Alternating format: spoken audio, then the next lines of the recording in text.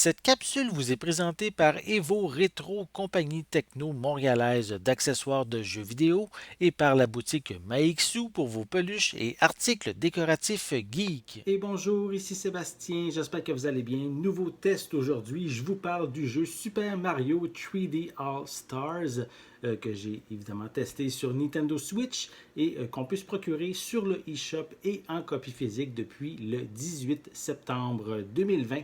Donc ici, un jeu qui a été annoncé quelques semaines seulement avant sa sortie et c'est évidemment pour célébrer les 35 ans du premier volet du jeu, le premier opus de Super Mario Bros.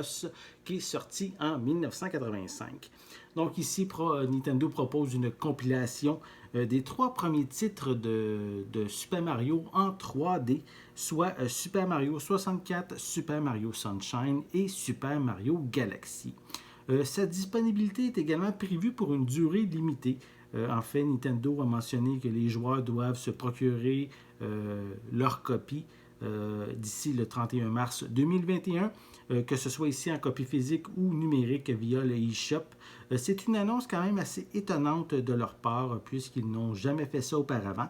Peut-être que Nintendo a des idées concernant ces jeux qui seront dévoilés l'année prochaine.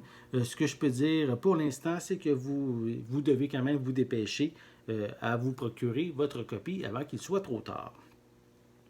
Étant ici trois classiques, je ne vais pas ici m'attarder à critiquer les jeux en tant que tels, puisque ça a déjà été fait de nombreuses fois sur les internets. Je vais plutôt parler du contenu et des nouveautés qu'on y retrouve. Pour débuter, sachez que les jeux sont les mêmes graphiquement et que les bruitages sont identiques que ceux de l'époque. Super Mario 64, paru initialement en 1996, est toujours formé de polygones. Dans cette compilation, c'est la version quand même de 1997 qui est proposée. Ici, c'est une version qui corrige quelques bugs comparativement à sa sortie initiale. C'est important aussi de mentionner qu'on ne retrouve pas les ajouts qui ont été faits pour l'adaptation sur Nintendo DS. On reste ici avec les 120 étoiles originales et seul Mario est un personnage jouable. La caméra reste quand même capricieuse et le ratio plein écran d'origine est toujours présent, mais j'ai quand même remarqué que les textures sont un peu plus lisses que la version sur Nintendo 64. À propos de Super Mario Sunshine, qui lui est paru en 2002, c'est la première fois qu'il est adapté sur une autre console que sur la GameCube. Une des choses qu'on remarque rapidement, c'est son passage en mode panoramique. Je trouve ça quand même intéressant d'avoir vraiment une image beaucoup plus large qu'auparavant. Son monde aussi plus ouvert que Super Mario 64 est magnifique et même paradisiaque puisque l'aventure se passe sur une île tropicale. Le gameplay est aussi intéressant avec son jetpack lui permettant également de projeter de l'eau sur ses ennemis. La grande majorité de l'aventure est aussi basée sur l'utilisation du jetpack. Encore une fois, pas de grosse amélioration graphique. Les textures sont un peu plus fines sans être au niveau de ce qui se fait quand même de nos jours. Ça reste ici quand même très agréable pour les yeux. Pour Super Mario Galaxy, visuellement, je trouve qu'il n'a pratiquement pas vieilli depuis sa sortie sur Wii en 2007. Ses mécaniques de jeu ont renouvelé quand même complètement les bases de la série, puisque son gameplay est axé sur la gravité et sur le voyage de planète en planète. C'est une aventure toujours aussi agréable à traverser. Niveau contrôle, j'ai trouvé que Super Mario 64 a peu de changements. On reste dans la maniabilité un peu carrée de l'époque, mais qui répond quand même bien sur Switch. Super Mario Sunshine prend un léger temps d'adaptation car il y a quand même plus de boutons à utiliser que sur Super Mario 64 et on est loin de la manette de la GameCube. Celui qui a le plus de changements, je trouve, c'est Super Mario Galaxy. À l'époque, on pouvait seulement utiliser la Wiimote et le Nunchuck pour contrôler Mario.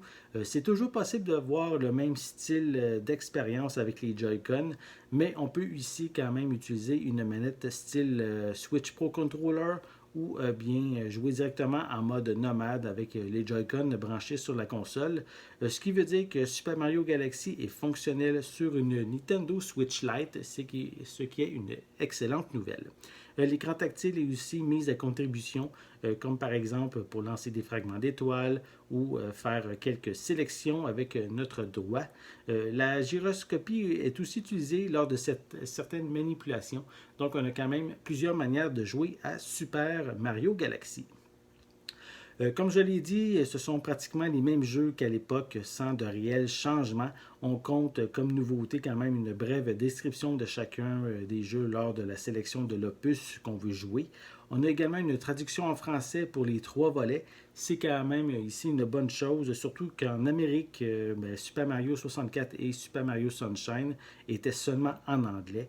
Et on a également une compilation des 3 qui regroupe en fait la musique de chacune des aventures qu'on peut même écouter en fermant l'écran de la console. Donc c'est vraiment intéressant. Vraiment, moi qui aime beaucoup la musique de jeux vidéo, donc c'est agréable de pouvoir faire certaines activités en écoutant la musique des 3 jeux. J'avoue que ces bonus sont quand même vraiment ce bonus en fait est vraiment intéressant, mais dans un sens, on peut dire, les nouveautés qu'on apporte cette compilation, ce n'est pas non plus la raison première pour un joueur de passer vraiment à la caisse. Personnellement, je suis content de pouvoir jouer à ces 3 jeux sur Switch, mais il faut quand même avouer que Nintendo a été un peu paresseux dans la livraison du contenu final. Il reste qu'il y a quand même pour plusieurs heures de jeu à s'amuser, et ça, j'avoue que j'ai rien à dire à ce niveau-là. Super Mario 3D All-Star aurait quand même dû inclure Super Mario Galaxy 2 afin de célébrer dignement les 35 ans de Mario, mais je suppose que les développeurs ont d'autres plans justement concernant le futur des jeux Mario en 3D et on devrait découvrir peut-être, ça c'est ma supposition à moi, ces informations-là au cours de l'année prochaine. Donc pour ces raisons, je vais lui donner une note de 7,5 sur 10. J'espère que vous avez aimé cette vidéo. Si c'est le cas, n'hésitez pas à mettre un pouce en l'air, à laisser des commentaires et dites-moi justement, est-ce que vous avez joué à Super Mario 3D All Stars et aussi quel est votre volet préféré parmi les 3. N'oubliez pas non plus de vous abonner à ma chaîne afin de rester à l'affût de mes prochaines capsules. En attendant, je vous souhaite une bonne journée, une bonne soirée et je vais être de retour très bientôt. À la prochaine!